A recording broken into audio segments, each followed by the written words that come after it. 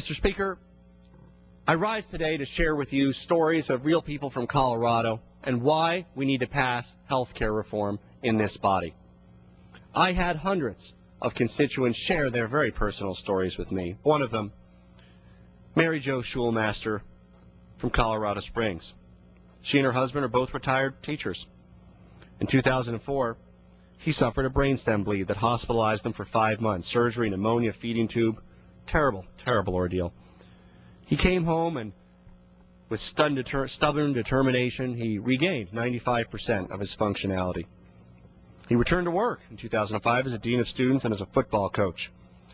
And after retiring in 2006, he had a second bleed. He spent a full year in and out of hospitals, acute long-term care, inpatient rehab.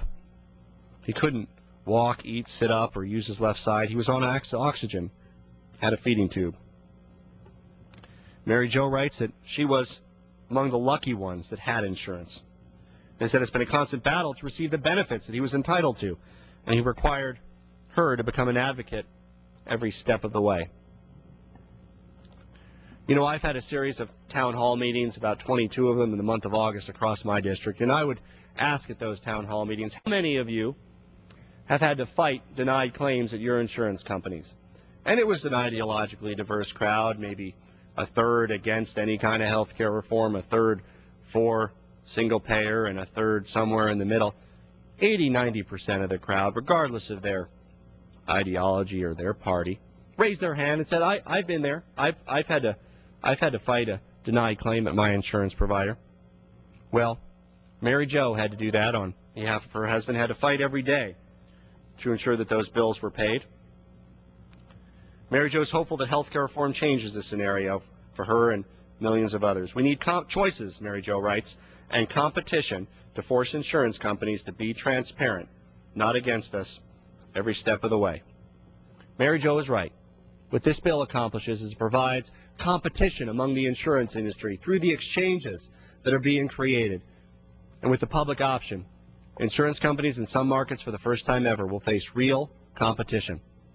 And those who delay, who fight, who are bad at paying claims will quickly lose customers to leaner and more efficient insurance providers. That, Mr. Speaker, is why we urgently need to pass health care reform in this body, to ensure that people like Mary Jo and millions of other Americans don't have to fight their insurance companies every day, because when we have this kind of scenario, who gets the short end of the stick? It's those who are not empowered and able to fight their insurance companies on denied claims. What about if Mary Jo hadn't graduated high school? What about if Mary Jo wasn't fluent in English? Mary Jo was a retired school teacher. She knew what she needed to do to advocate forcefully on behalf of her husband, to ensure that all of us who pay for our policies get what we're paying for. We need to make the insurance companies answerable, and that's why we need to pass comprehensive health care reform. Thank you, Mr. Speaker. I yield back. Gentleman's time has expired.